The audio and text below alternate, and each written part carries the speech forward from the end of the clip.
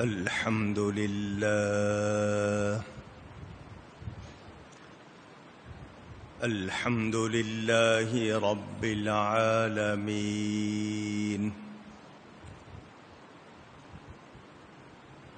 والعاقبة للمتقين والصلاة والسلام على رسوله سيد المرسلين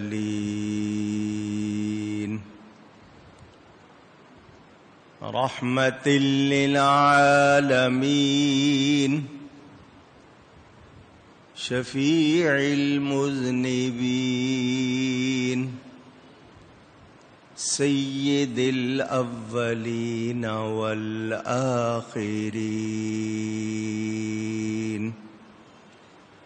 سيدنا ومولانا محمد رسول رب العالمين وعلى آله وصحبه أجمعين. أما بعد فأعوذ بالله من الشيطان الرجيم. بسم الله الرحمن الرحيم. حميم والكتاب المبين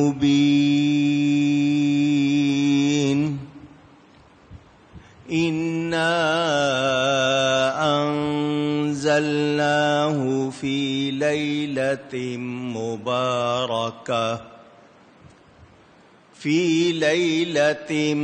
مباركة إنا كنا منذرين.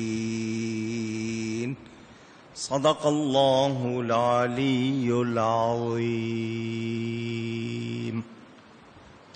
محبت کے ساتھ ایک مرتبہ دروشی پڑھ لیجئے. اللهم صل على سيدنا ومولانا محمد معدن الجود والكرم وآله وصحبه وبارك وسلم. الصلاة والسلام عليك يا رسول الله. الصلاة والسلام عليك يا حبيب الله. الصلاة والسلام عليك يا رحمة للعالمين وعلى آلك وأصحابك يا شفيع المذنبين.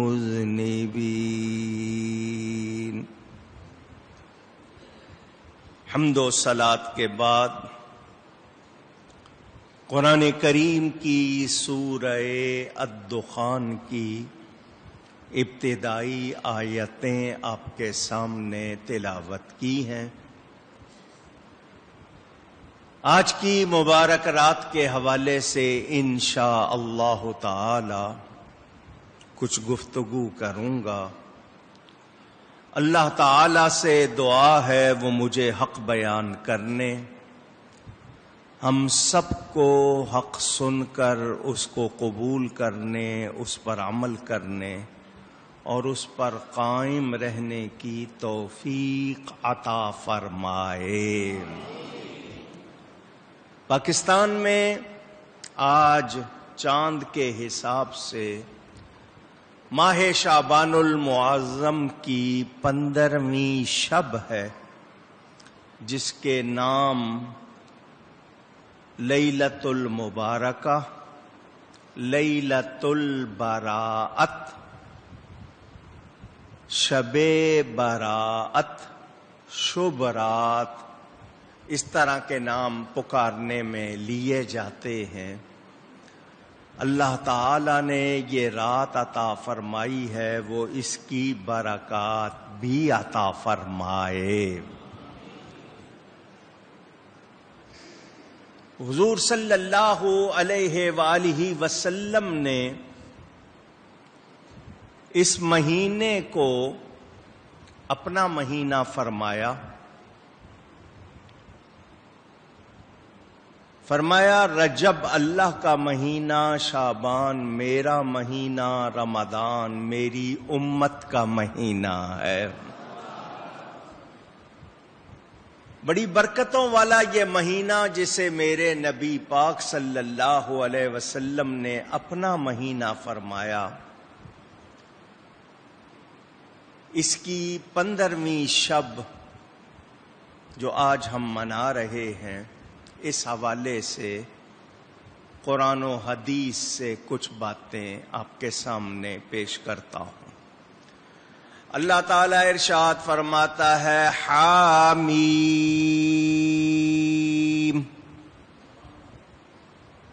یہ حروف مقطعات ہیں۔ قرآن کریم میں 3 طرح کی آیتیں ہیں، مقطعات، متشابہات، محکمات۔ مقطعات یہ لکھے حرف اکٹھے جاتے ہیں، کاٹ کاٹ کے الگ الگ پڑھے جاتے ہیں، ان کو مقطعات کہتے ہیں۔ متشابہات وہ آیتیں کہ ان کا ظاہری لفظی معنی مراد نہیں ہوتا، بلکہ اس میں کچھ اور ہوتا ہے جو علماء اللہ کی عطا سے سمجھتے ہیں، عام لوگ نہیں سمجھ پاتے، ان کو متشابہات کہتے ہیں۔ اور محکمات جن پر ہمیں عمل کرنے کا حکم دیا گیا، جو واضح طور پر بیان کیے جاتے ہیں۔ مقطعات یہ وہ حروف ہیں جو چند سورتوں کے، جتنی سورتیں ہیں ان کے شروع میں، کچھ سورتوں کے شروع میں الف لام میم صاد، اس طرح آپ دیکھتے ہیں یہ اللہ تعالی اور اس کے حبیب پاک صلی اللہ علیہ وسلم کے درمیان راز ہے۔ ان کا حقیقی معنی اللہ تعالی جانتا ہے، اور اللہ تعالی کے بتانے سے اس کا حبیب جانتا ہے۔ امت میں کوئی خود سے اس کا معنی جاننے یا بتانے کا دعویٰ کر سکتا نہیں۔ صحیح حدیث ہے، جبریل امین آئے نبی کریم صلی اللہ علیہ وسلم کی بارگاہ میں اور عرض کی، اللہ تعالی فرماتا ہے کاف ہا یا عین صاد۔ نبی پاک صلی اللہ علیہ وسلم فرماتے ہیں علمت و فہمت، میں جانتا بھی ہوں، میں سمجھتا بھی ہوں میرے رب نے کیا فرمایا ہے۔ جبریل امین جو لے کر آئے وہ خود کہتے ہیں حضور مجھے خبر نہیں، میں نہیں جانتا۔ تو یہ اللہ تعالی اور اس کے حبیب پاک صلی اللہ علیہ وسلم کے درمیان راز ہیں، ہم اس کا کوئی معنی اپنی طرف سے کر سکتے نہیں۔ اب وہ لوگ جو کہتے ہیں قرآن آسان ہے، جو مرضی ترجمہ کرو، وہ یہاں کیا کریں گے؟ تو ان کو بھی مان لینا چاہیے کہ ہم نبی کا دامن چھوڑ کر قرآن کو سمجھ سکتے، اونچی کہیے، نہیں۔ اور وہ لوگ بھی جو جبریل امین علیہ السلام کو نبی پاک صلی اللہ علیہ وسلم کا استاد کہنا چاہتے ہیں، وہ بھی جان لیں کہ جبریل خود کہہ رہے ہیں حضور مجھے نہیں پتا اللہ نے کیا فرمایا ہے، اور نبی پاک فرما رہے ہیں میں جانتا بھی ہوں، میں سمجھتا بھی ہوں۔ تو یہ میں نے اشارہ کر دیا، قرآن کریم کا موضوع آپ جانتے ہیں، عمریں گزر جائیں بیان ہو سکتا نہیں۔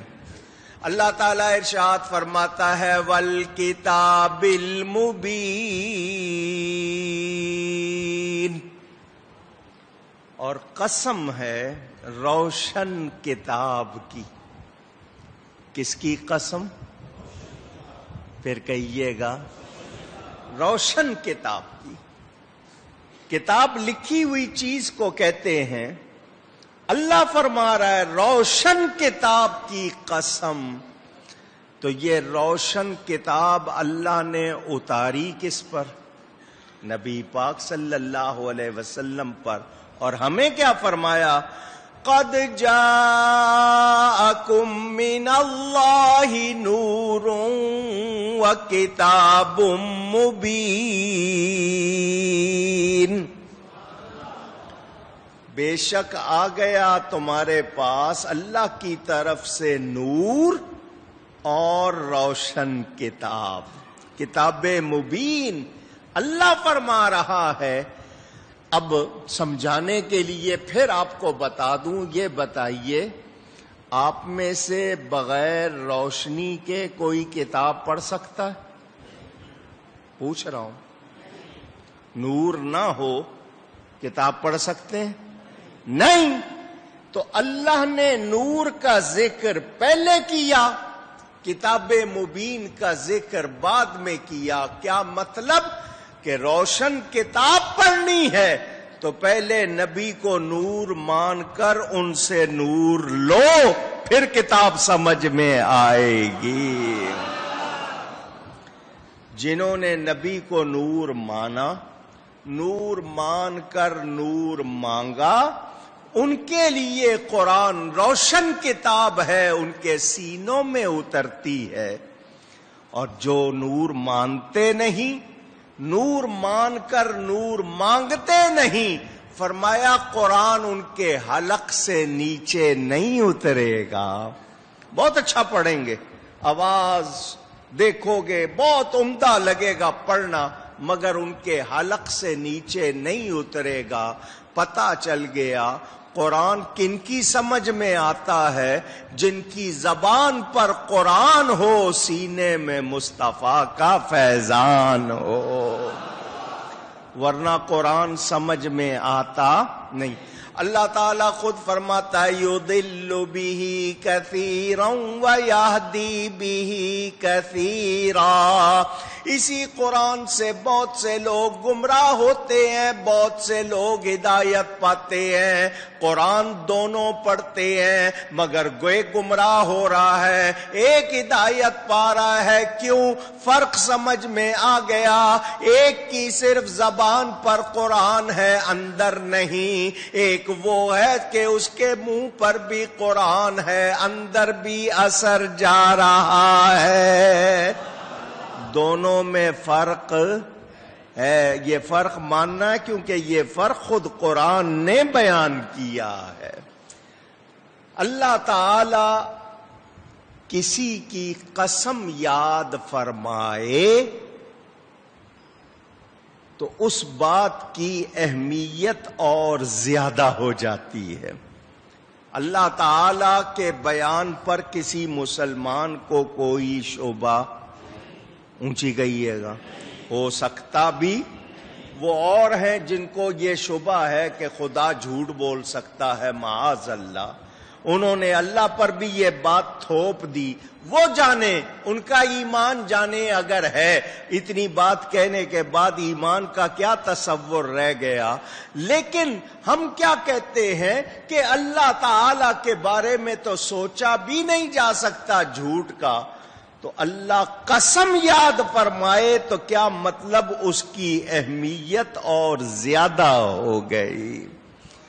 تو یہاں اللہ قسم یاد فرما کے کیا فرما رہا ہے؟ کتاب مبین کی قسم یاد فرما کر، اِنَّا أَنزَلْنَاهُ فِي لَيْلَةٍ مُبَارَكَةٍ، بے شک ہم نے اس کو اتارا برکت والی رات میں۔ کون سی رات میں؟ لیلہ مبارکہ، مفسرین کے یہاں اقوال ہے کہ قرآن اترا لیلہ مبارکہ میں تو قرآن ہی میں ہے، شہر رمضان الذی انزل فیہ القرآن، رمضان کا مہینہ کہ اس میں قرآن اترا تو قرآن کی گواہی موجود ہے، تو پھر یہ شب براءت لیلہ مبارکہ کیسے؟ کیونکہ قرآن کی گواہی موجود ہے، قرآن رمضان میں اترا۔ تو حضرت اکرمہ اور دیگر مفسرین فرماتے ہیں قرآن کا نزول دو طرح ہے، ایک لوح محفوظ سے آسمان دنیا پر اترنا، اور ایک آسمان دنیا سے نبی پاک صلی اللہ علیہ وسلم پر اترنا۔ تو اس رات میں قرآن لوح محفوظ سے بیت العزت جو آسمان دنیا پر ایک مقام اس پہ اترا، اور شب قدر میں رمضان میں نبی پاک پر اترا۔ مفسرین نے چونکہ یہ بیان فرمایا ہے، ہم اس پر کوئی حجت نہیں کرتے، بحث نہیں کرتے، مانتے ہیں کہ اس رات کو اللہ نے برکت والا فرمایا، تو جس کو اللہ برکت والا فرمائے ہم اس کو برکت والا مانتے ہیں۔ توجہ،